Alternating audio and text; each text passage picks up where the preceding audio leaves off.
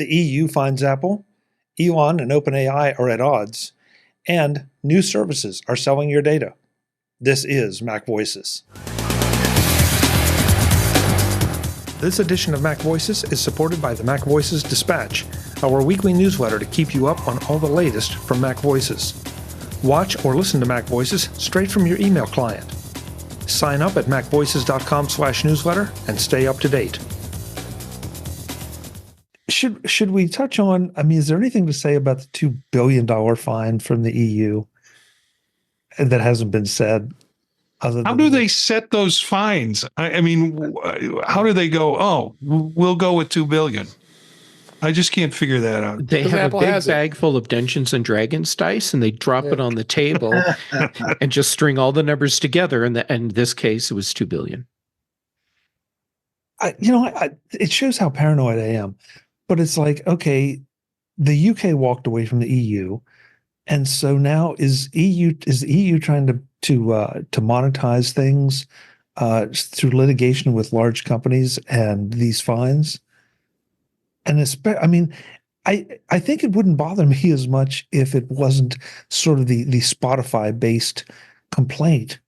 But this whole thing seems so bogus when it comes to Spotify's complaints, and yet they're Spotify are the largest music service. Apple has helped build them, and I'm spouting a certain amount of Apple propaganda, but at the same time, that's a fact that you get the Spotify app and you put it on your phone, and therefore and it makes me crazy when it comes to that. Remind me, there was an EU fine against Apple when they based their European operations in Ireland, and there was a huge fine. But I think Apple appealed that, and that was either reduced or eliminated, as I recall. That being said, I think the same thing's going to get appealed. It's whatever the equivalent of clickbait is. This is nothing more than a PR move by the EU, just to show how strong they are against the mean corporate world. But yeah, 2 years, 3 years from now, it'll all just evaporate. I don't think it's going to stand. Sometimes, Webb, I start to wonder if it's just a full employment act for the attorneys in the EU. Isn't that what government is, full stop? Jim, if I were where you are right now, I'd be giving you the biggest hug.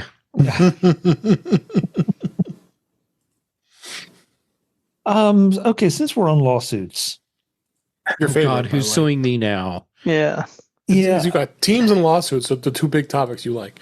Yeah. Well, some of these. This one, we should throw some rumors in too. Chuck loves those. Yeah. Oh, rumors! I love those. Thing. Yeah, I love rumors. Elon Musk sues OpenAI and Sam Altman for allegedly ditching nonprofit mission. Holy forking shirt balls! Are you serious? Yep. Yeah. What the forking fork?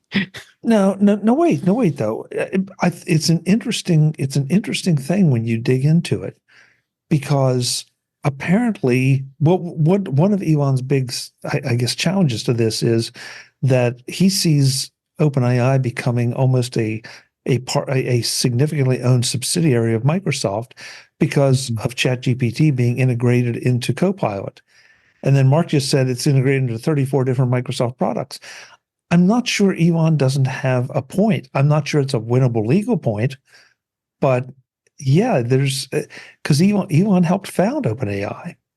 All right. So I'm totally just jumping right in the middle of this without having read anything about this lawsuit. All right. Here's the problem I have with this. Is he suing OpenAI, the company that's making ChatGPT, or is he suing the OpenAI nonprofit, which is a separate entity that oversees the for-profit company? So the for-profit company has an objective to make money. The nonprofit overseeing government, if you will, company. Governance, not government, but governance. Yeah, thank you. Governance, thank you. Wow, sometimes English is really difficult. that's a nonprofit which operates as a nonprofit. So its objectives have never changed. So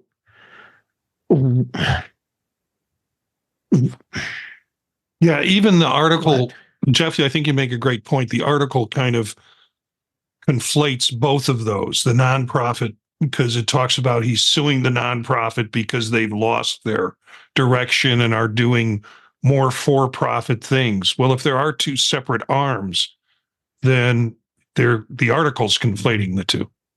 I think it is, without reading the article, but I think it is. And I have a feeling what's happening here is the same thing that happens when people talk about WordPress. And I'm using that as an example because you have WordPress.com and WordPress.org. You have a nonprofit organization that oversees development of a content management system for websites. And then you have a for-profit company that actually uses the nonprofit's software to sell web hosting, in essence. Those get conflated all the time as a single thing, and they're not. I have a feeling there's some of that happening here too. I can't say that, because I read several articles on this, and I'm not sure that I can answer your question, Jeff. It does seem like though that the beef Elon has with OpenAI is the nonprofit part, because allegedly that was founded for the betterment of mankind. And that sounds kind of hokey, but that's what they're saying, that those were the objectives. And now all of a sudden it seems like, so I don't know if the for-profit and the nonprofit were formed at the same time, or if the for-profit spun off of the nonprofit, if you can even do that. So it's a very fair question. I think they're created at the same time. So they created a for-profit company and then did something which is not common, which is created a nonprofit to oversee the operation of the for-profit. Boy, but I don't know. I'm not well enough versed in the nonprofit part, but I think it's at least from the way the articles I've read have been written, it seems like Elon does have a beef. Now, is it a legally winnable situation? Is it legally enforceable? That's another matter. And the consensus from what I've read seems to be probably not. So this may be just almost a PR thing, but you do have to wonder, with if there's any truth to any of this, and then Microsoft came in and threw all this money at them, and then suddenly licensed out all this technology that they're throwing in everywhere. Microsoft, I think, is doing exactly what they intended to, which is to invest a lot of money in a for-profit company that's making generative AI tools and then incorporating that back into their own products, just like any other company can do. I can't believe I'm sitting here defending OpenAI and Microsoft in the same breath. I said before, I'm on the wrong call. Yeah. Wow. I wouldn't have believed it if I wasn't here. Jeff, what have you done to Jeff? Right? Oh my God. Jeff, blink twice if you need help. Webb, can you shed any light on I was just going to say nonprofit part? Yeah, I think the reason why they had to form the for-profit and the nonprofit was for Microsoft to do their licensing of the technology, that there was going to be some form of compensation, and they just couldn't put that into that. It was all going to be nonprofit or all into the development side. So I think that was the reason why. Like I said, it was still the licensing aspect of the technology. And I think, I could be wrong, but I think that was the reason why they had to form the two different divisions. But can a nonprofit create a for-profit? Yeah. Yes, and vice versa. Okay. Now you got to keep your books straight. Yeah. There's some true accounting challenges that go with that. But it's yes, you could have a profit and a nonprofit owned by the same. I don't want to say entity, but the same umbrella. Okay. David, you bring up another Elon Satya Nadella piece. I'll let you talk about that while I put it in the chat room. I was on the floor laughing about this whole thing. Apparently, Elon got himself a new Windows PC, and as most of us know, Microsoft makes it very difficult to create a local account on a Windows PC because they want you to sign up and have a Microsoft account, and they want it linked to your Microsoft account, and they want you to be syncing with it, and basically it's marketing. They want to make sure that they have the handle on your information, right? So he goes out on X and says that reaches out to Satya Nadella, the CEO of Microsoft, asking him and complaining of the fact that he can't create a local account. And this kept going on and on and on. People were replying to him, of course, mocking him and ripping on him. I was like, you could find it. Just Google it and find it. I mean, you can do it. Doesn't he have an IT department? Good question. No, he's on X reaching out to the CEO of Microsoft, Satya Nadella, because Satya is not going to respond to him, and nor did he. So I thought it just was the most humorous thing I'd ever seen with him going back and forth on this, and it's a good read, and you should look at that because I just was cracking up.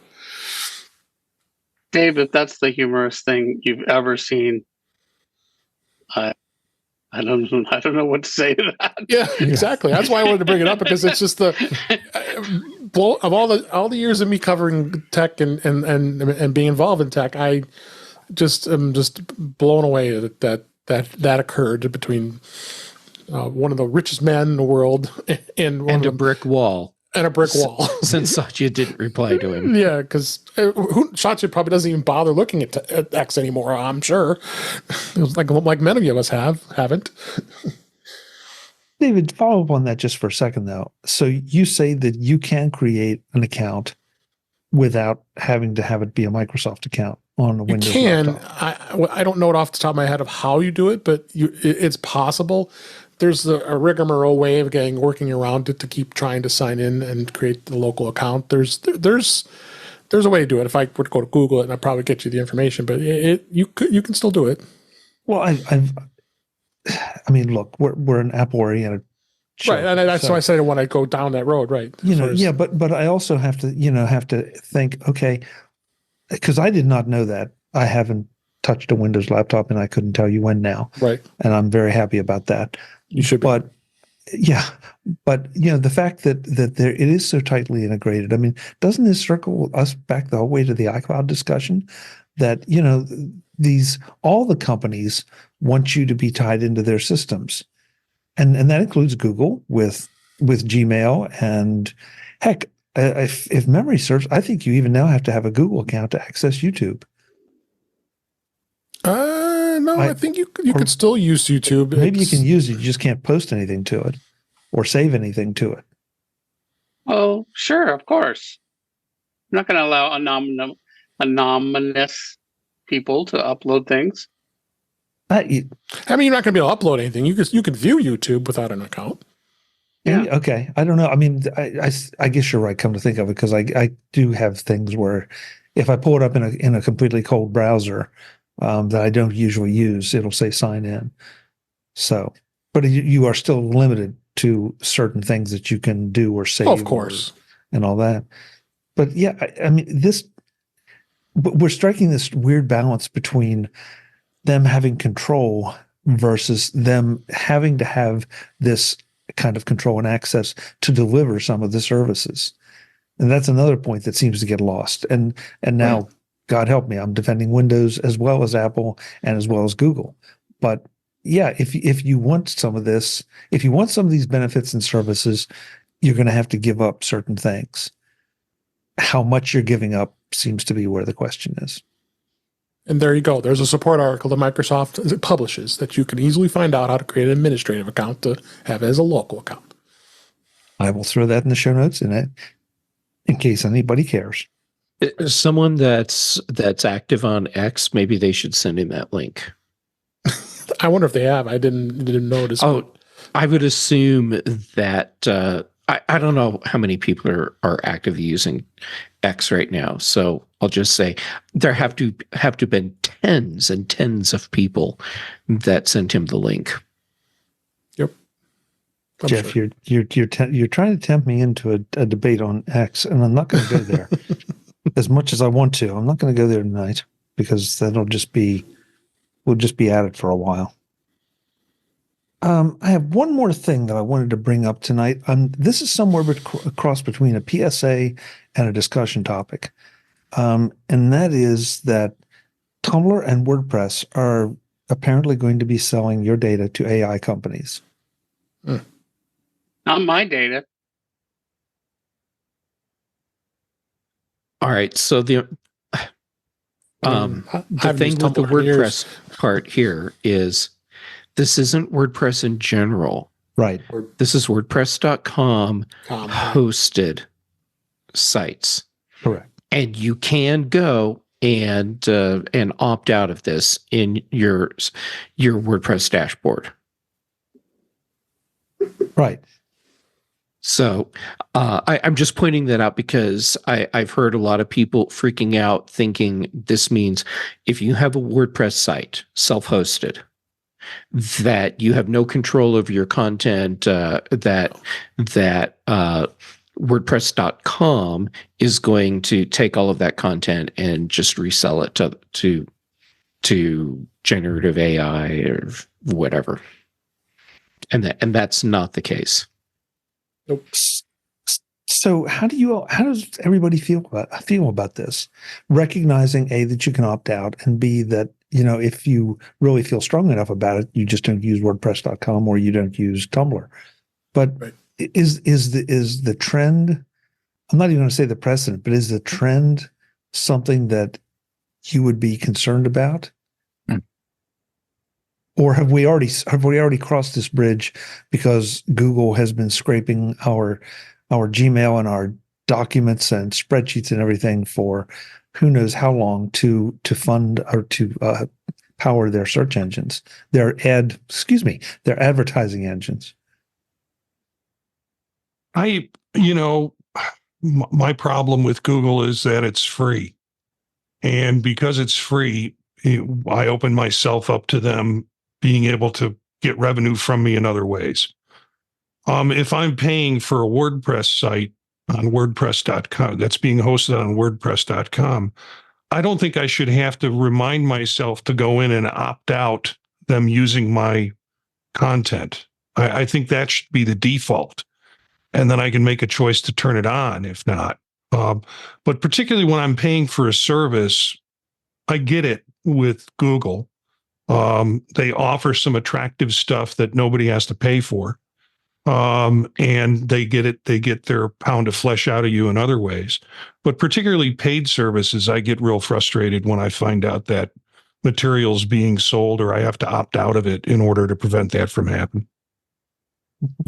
Maybe in this case, what WordPress.com could have done is said, hey, if you're on our free tier, this is what you have to deal with. If you're on a paid tier, then we're not going to be scraping your data. Brian?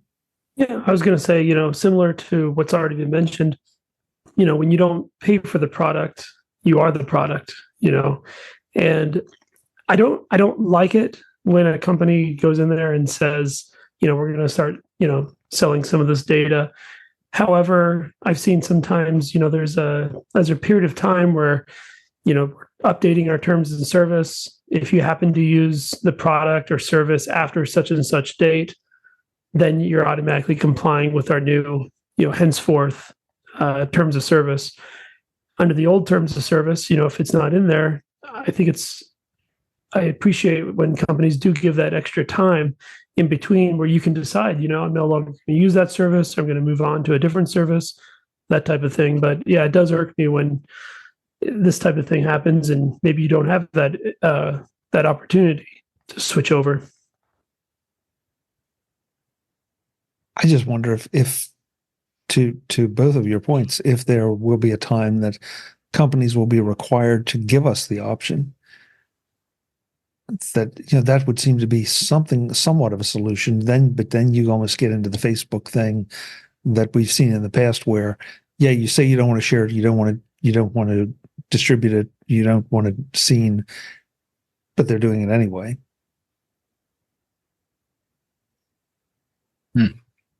I don't know. It struck me as really, I mean, sort of to their credit, they're coming out and acknowledging it in a public way. At least on the WordPress part, they are. I'm not quite sure about the Tumblr, but signs of the times. Signs of the times. What worries me is,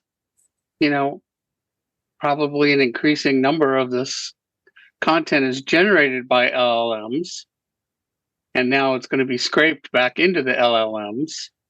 And we're going to have this cycle where everything is just going to be regurgitated crap. Mm-hmm.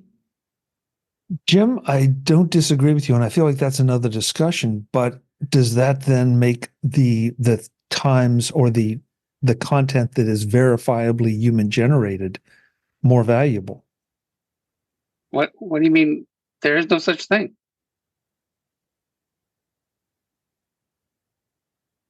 From what standpoint? What do you mean? There's no such thing as verifiable human content. How are you going to do that? That's a great question. That's a great question. Can it be live chats? I guess not, because of chatbots. No. I mean, unless you wrote it yourself, I don't see how. Well, who knows? That might. And who's to say that when I cut and paste something in that I haven't used a large language model to help generate it? Yeah. I mean, at scale, yeah, sure. Maybe we'll say, okay, John Gruber writes his own stuff, I think. But, unless it's you wrote it or somebody you personally know, there's, and especially from the purpose of, okay, hi, I'm an LLM, I'm scraping content to learn things. How am I going to only scrape content that was generated by humans and not by other LLMs or even myself? That's really the question.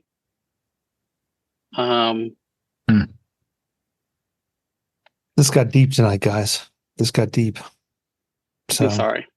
No, listen.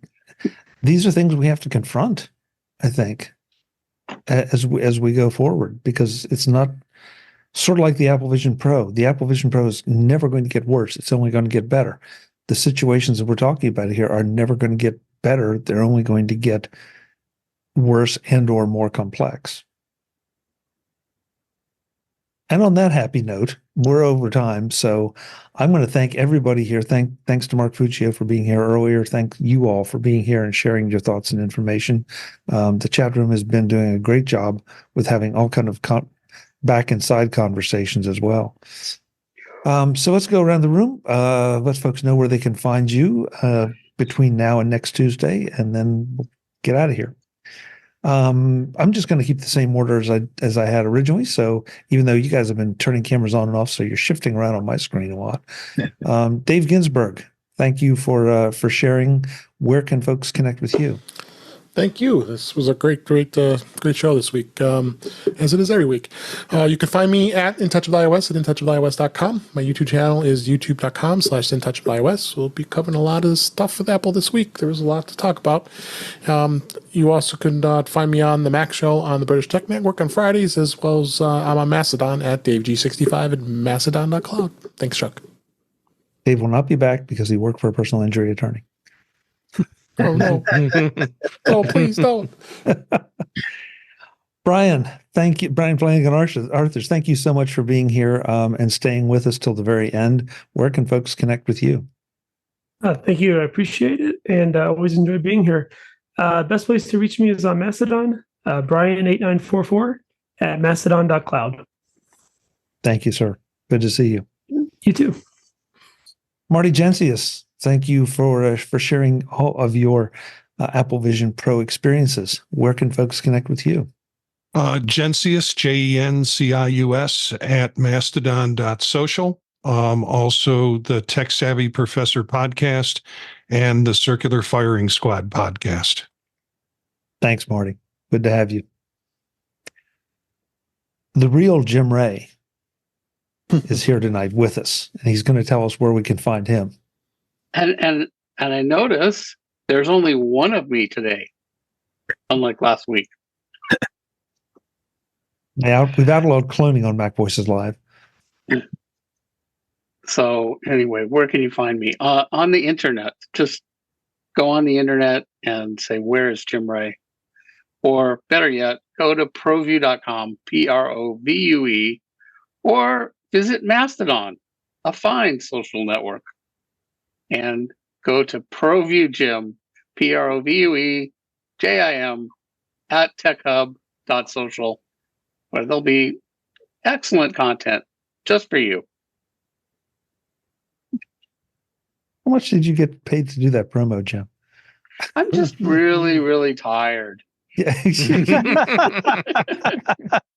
You're very mellow tonight. I had to wake up really early because the electrician came, and I just haven't recovered. Oh, I see. And Jeff Gamet, really early is 7:30. That is early. The oxygen isn't even turned on in Colorado yet at 7:30 in the morning.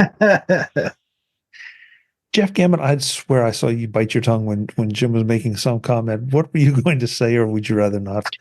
Honestly, I don't remember. It was a joke in the moment, and I've been talking over everyone tonight, so I realized I need to stop. But whatever it was, I'm certain it was clever and witty. Oh, agreed. It almost absolutely would have been. So where can folks find your other clever and witty comments? I've got nothing. But you can find me online on social media if you want. So I'm Jay Gamet on the different platforms. I'm active right now on Mastodon, Instagram, and Threads. Ironically, 2 of those 3 were not functional for part of today. Then for shows, I don't know how, but for some reason you keep letting me come back and join in on MacVoices Live, and I do appreciate it.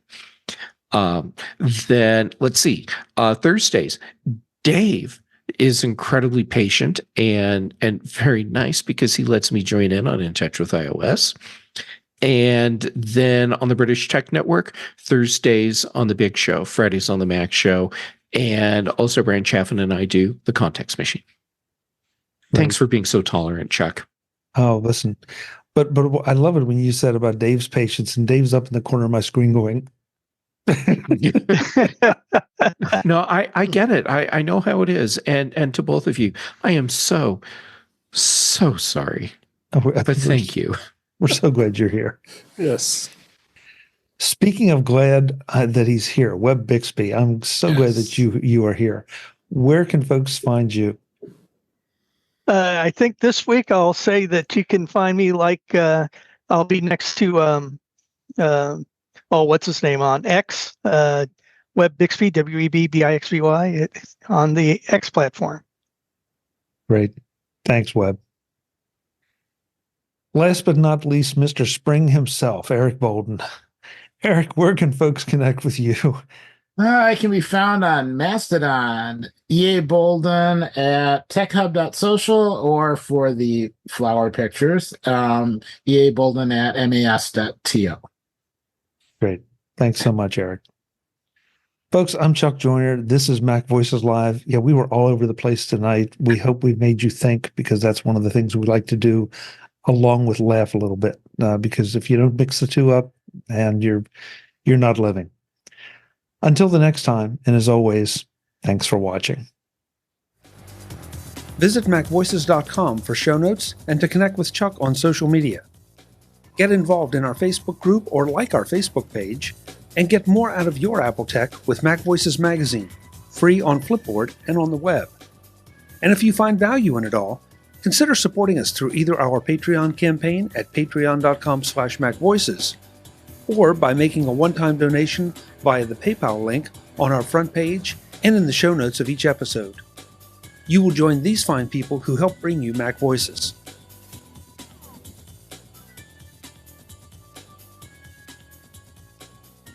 Advertising handled by Backbeat Media at backbeatmedia.com. Bandwidth provided by CacheFly at cachefly.com.